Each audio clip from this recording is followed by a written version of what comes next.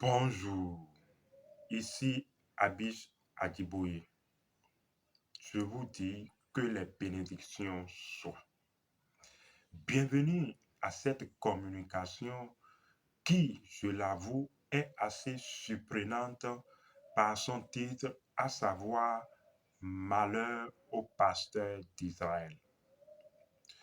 Oui, vous entendez certainement au fond ce cri d'oiseau. C'est extraordinaire, chaque chose est à sa juste place.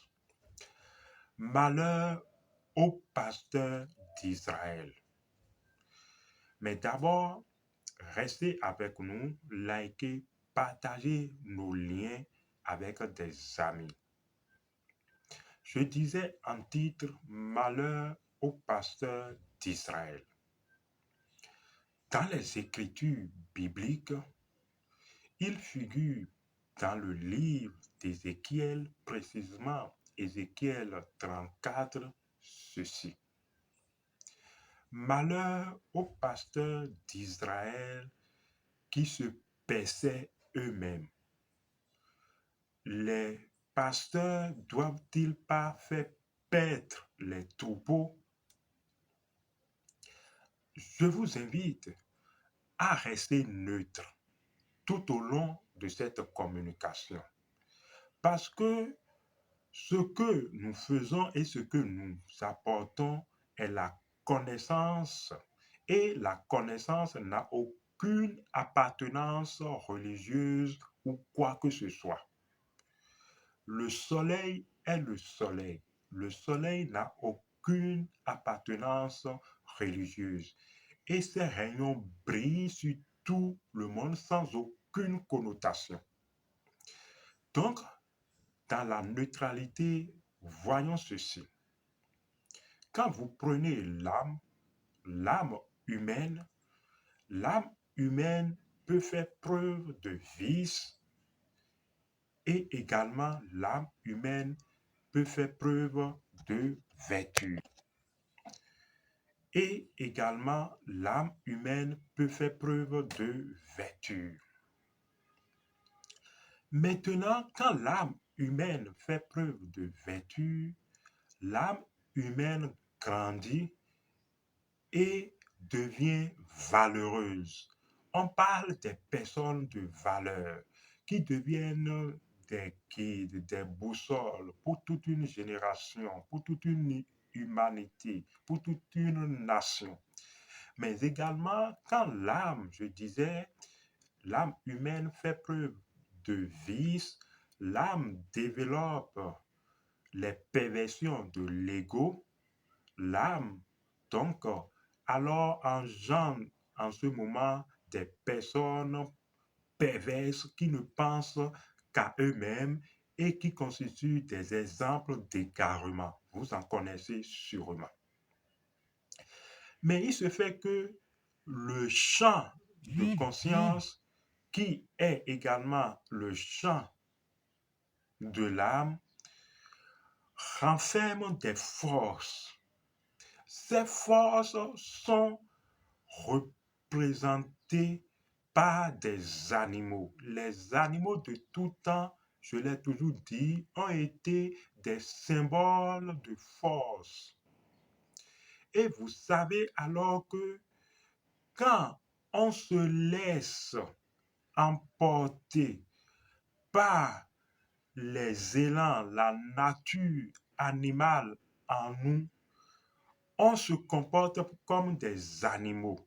C'est en cela qu'on dit que nous faisons preuve de bestialité, de vice et de perversion.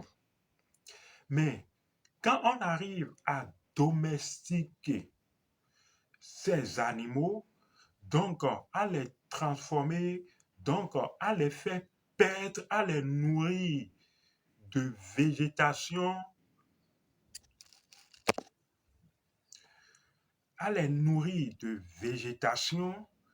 ces animaux alors deviennent vertueux. Comme l'âme, comme c'est le chant de l'âme, alors l'âme devient vertueuse. Vous voyez, et devient une âme de valeur. ne faites pas attention à ma transpiration. C'est donc ainsi que, en fait, ces écritures qui ont donné naissance à une compréhension ou à des pasteurs ou des bergers par-ci, par-là, qui veulent faire paître le peuple de Dieu, en fait, ces gens et ces types de connaissances, on doit y faire attention. Parce que vouloir faire paître le peuple de Dieu, et c'est cela, on dit malheur à ces pasteurs qui se paissaient eux-mêmes. Vous allez penser que, en fait, c'est le fait de ne pas faire perdre le peuple de Dieu. C'est pourquoi on dit malheur à ces pasteurs. Mais pas du tout. Faites attention. En fait, quelqu'un qui nourrit l'orgueil et les vices et l'ego de soi, celui-là est en train de se faire perdre soi-même. Parce que d'où vient alors l'orgueil et les vices de soi? Par exemple, l'orgueil, c'est le fait de penser que vous pouvez ou vous voulez faire perdre un peuple de Dieu qui est extérieur à vous. C'est de l'orgueil. Et malheur à ces pasteurs-là. Mais d'où vient-il que vous n'avez pas réussi à dompter l'animal en vous, ces élans bestiaux en vous? Vous n'avez pas réussi vous-même à faire preuve de vertu et de valeur. Vous n'avez pas réussi à vous domestiquer en force et rayonner comme une âme bienheureuse et vous voulez faire perdre un peuple de Dieu à l'extérieur. Nullement, il ne s'agit pas de l'extérieur. Et c'est justement là l'ego et l'orgueil qui enflent les gens. Et malheur à ces personnes-là qui pensent que, en fait, ils peuvent sauver quelqu'un à l'extérieur. Je vous assure, vous ne pouvez et aucunement sauver personne à l'extérieur. Vous, si vous avez de la connaissance authentique et naturelle, vous devez l'avoir compris. Sinon, malheur à ces pasteurs. Parce que quand les animaux se nourrissent des vertus, ces animaux, en fait, deviennent nobles de valeur et constituent alors des lumières, de l'éclairage pour un peuple.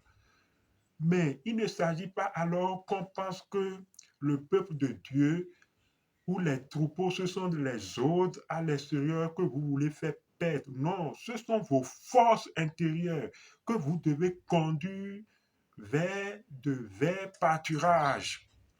Parce que l'autorité, celui qui a récupéré le commandement de l'autorité ou le bâton de l'autorité, c'est celui-là qui est capable de jeter son bâton pour que le bâton se transforme en serpent et pour que le serpent se transforme en bâton. Il s'agit alors du point de commandement qui est le centre du troisième œil, qui est le commandement de l'autorité.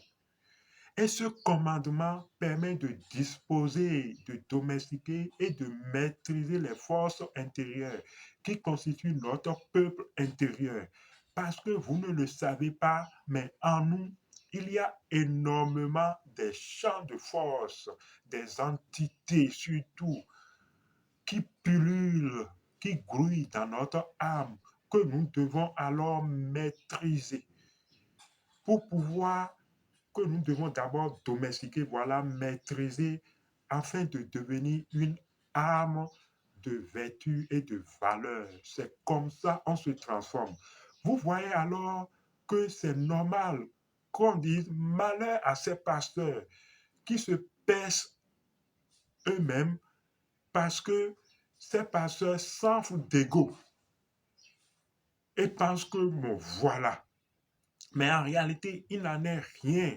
Ils laissent leur peuple ce peuple divin en eux qu'ils doivent domestiquer.